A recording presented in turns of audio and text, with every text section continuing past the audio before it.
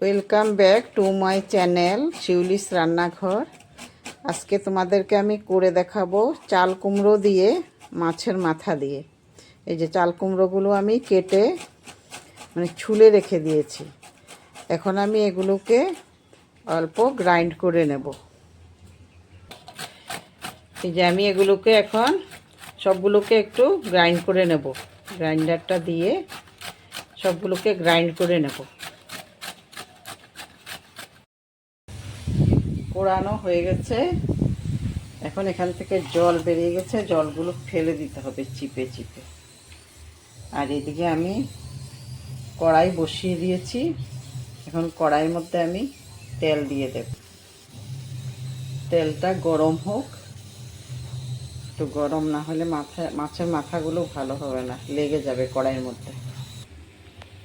তেল গরম হয়ে গেছে, এখন আমি মাছের মাথাগুলো ভেজে নিচ্ছি।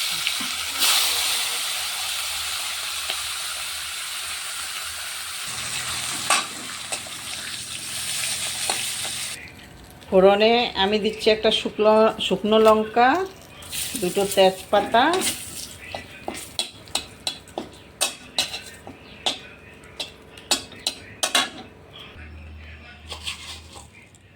আর দিচ্ছি পাঁচফোড়ন।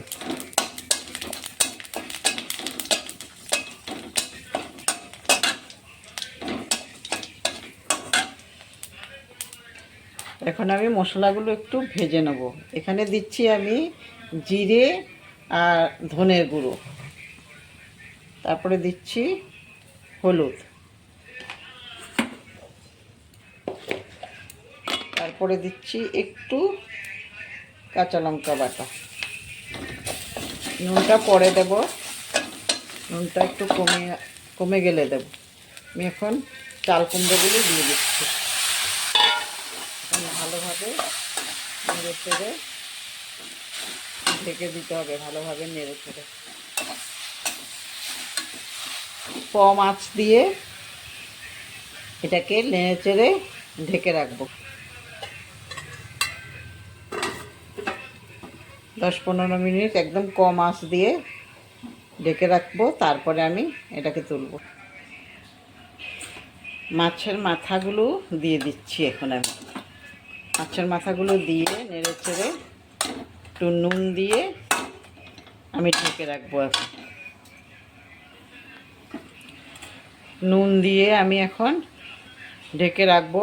নুনটা তোমরা দিতে সাবধানে দেবে, নুন যেন বেশি না হয়, এটা একদম কমে যাবে। এই জন্য একটু কম করে দেওয়াই ভালো, পরে দেখে শুনে দেওয়া যাবে। এটাতে কোনো জল দেওয়া যাবে না রান্না করার সময়, তাই কম আঁচ দিয়ে এটাকে আস্তে আস্তে করে রান্না করতে হবে। এখন আমি এটাকে অল্প আঁচ দিয়ে ঢেকে রাখবো। আবার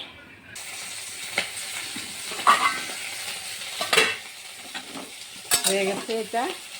আমি এখন একটু ধনে পাতা দিয়ে নেড়ে চেড়ে নামিয়ে ফেলবো।